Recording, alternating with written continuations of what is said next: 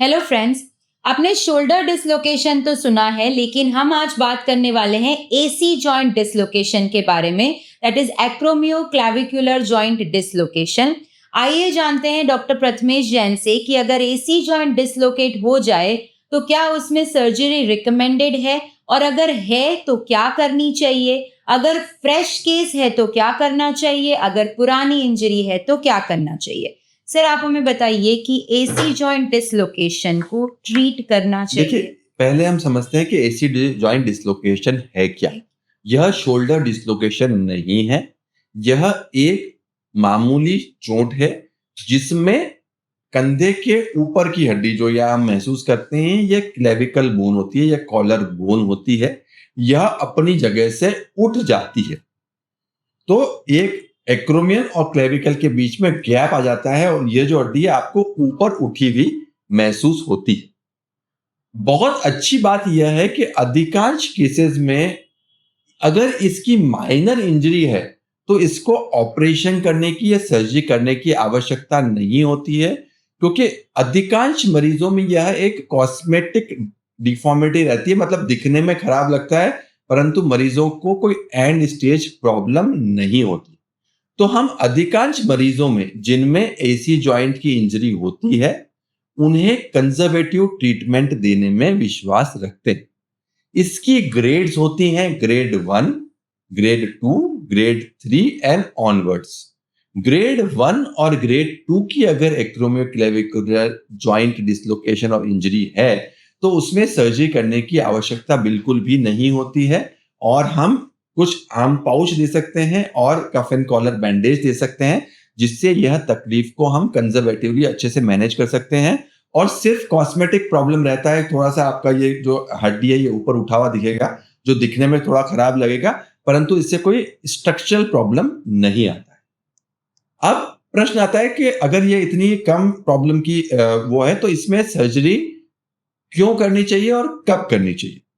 तो वो पेशेंट जिनमें ग्रेड 3 या उससे अधिक का डिसलोकेशन है, मतलब जो हड्डी उठ गई है वो इतनी ज्यादा उठ गई है कि आपका पूरा का पूरा हड्डी ऊपर है, वह दिखने में भी खराब लग रहा है और उसमें दर्द भी है, तो ऐसे मरीजों में हमको एक्रोमियो क्लेविकुलर जॉइंट को एड्रेस करने की जरूरत पड़ सकती है, सर्जरी करने की आवश्यकता पड़ सकती है। तो सर्जरी सब पेशेंट्स में नहीं करनी है। पहली चीज, सिर्फ उन्हीं पेशेंट में जिनमें ग्रेड 3 या उससे अधिक की इंजरी है, सिर्फ उन्हीं में मैं सर्जरी पेशेंट्स को रिकमेंड करता हूं।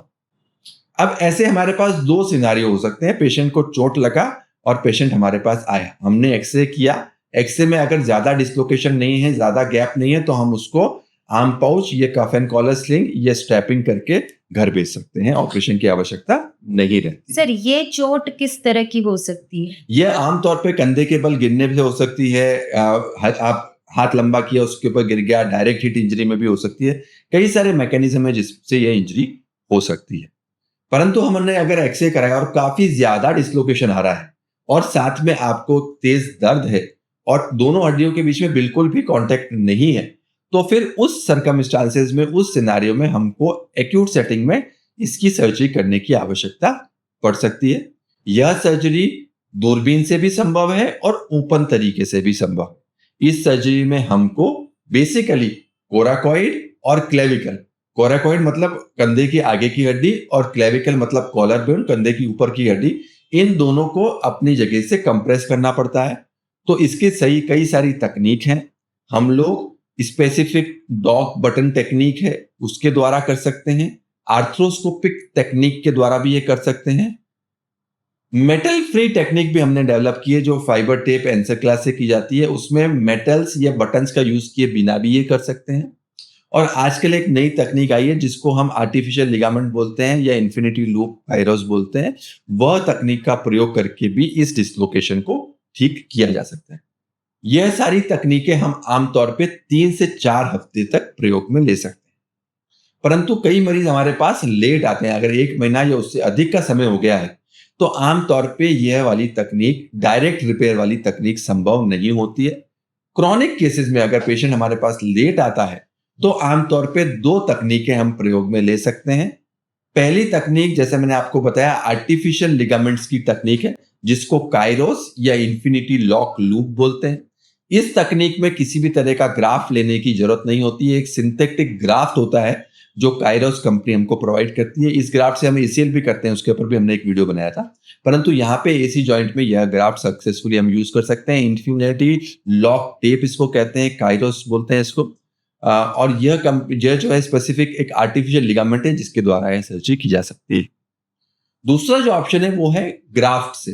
तो हम लोग घुटने के अंदर से ग्रेसिलिस या हैमस्ट्रिंग टेंडन ले लेते हैं और उस टेंडन के माध्यम से हम कोरेकोक्लेविकल मतलब कोरेकोइड जो नीचे की हड्डी है और क्लेविकल जो ऊपर की हड्डी है, दोनों के बीच में लिगामेंट डाल के इस जो कोरेकोक्लेविकल लिगामेंट के दो पार्ट होते हैं, एक कोनोइड होता है, एक ट्रेपेजॉइड होता है, उन दोनों लिगामेंट्स को हम रिकंस्ट्रक्ट कर सकते हैं। तो कोरेकोक्लेविकुलर रिकंस्ट्रक्शन बोलते हैं इसको। इसमें हम हैमस्ट्रिंग ग्राफ्ट या तो हम ग्रेसिलिस ले सकते हैं या सैमिटी ले सकते हैं, और ये दोनों कोनोइड और ट्रेपेजॉइड पार्ट कोरेकोक्लेविकुलर लिगामेंट के हम एड्रेस करते हैं और उसको फिर लिगामेंट को हम क्लेविकल के नीचे से पास करते हैं और ऊपर से जो क्लेविकल की हड्डी होती है उसके ऊपर बांध देते हैं, जिससे जो उठी हुई हड्डी होती है क्लेविकल की वो हम अपनी जगह पे रिड्यूस कर सकते हैं। साथ ही साथ अगर पेशेंट की उम्र ज्यादा है और उसको एक्रोमियोक्लेविकुलर जॉइंट में आर्थराइटिस की तकलीफ आती है, तो इसमें हम एक वीवर डन प्रोसीजर भी कर सकते हैं, जिसमें हम जो क्लेविकल की बाहर की हड्डी है उसको हम 8 से 10 मिलीमीटर तक हटा देते हैं। तो उससे जो है पेन का कंपोनेंट भी ठीक हो जाता है और आपका जो डिसलोकेशन का कंपोनेंट है वो अभी बेहतर हो जाता है। तो अगर पेशेंट की उम्र ज्यादा है और पेशेंट हमारे पास लेट आ रहा है तो हम वीवर डन मॉडिफिकेशन भी हम कर सकते हैं पेशेंट का, जिसमें हम जॉइंट भी निकाल देते हैं और लिगामेंट भी हम नया बना देते हैं। तो कई सारे ट्रीटमेंट ऑप्शंस एक्रोमियोक्लेविकुलर जॉइंट के लिए अवेलेबल हैं, डिसलोकेशन के लिए अवेलेबल है। स्पेसिफिकली आपको ये समझना है कि यह एक सीरियस इंजरी नहीं है। अधिकांश केसेस में तो हम सर्जरी का बोलेंगे भी नहीं। अगर हम सर्जरी का बोलते भी हैं तो एडवांस टेक्निक से अगर हम सर्जरी करते हैं तो पेशेंट्स को अच्छे रिजल्ट्स दे सकते हैं। तो सर क्या कभी उसको अनट्रीटेड रखने से शोल्डर पे कोई इफेक्ट आती है? शोल्डर अगर ग्रेड 1 और ग्रेड 2 इंजरी है तो इफेक्ट नहीं आती है, हम उसको अनट्रीटेड मैनेज कर सकते हैं, कंजर्वेटिव ट्रीटमेंट से मैनेज कर सकते हैं। बट डेफिनेटली अगर वो ग्रेड 3 या उससे अधिक का है तो फिर सर्जरी की आवश्यकता पड़ सकती है, और अगर सर्जरी करते हैं तो हम जो दर्द और जो इंस्टेबिलिटी है वो दोनों को अच्छे से ट्रीट कर सकते हैं।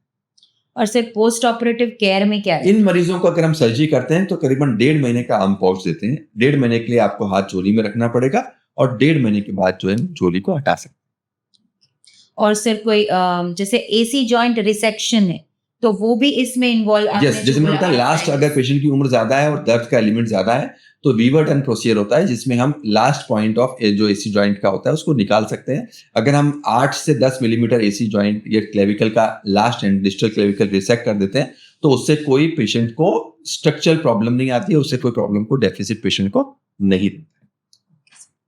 तो क्या आपका AC जॉइंट जो है वो डिसलोकेट हो गया है, या अगर आपको बहुत पुरानी तकलीफ है तो आप 100% आपका एक्सरे MRI शेयर कर सकते हैं। हम आपको बताएंगे do you need to treat it और नॉट।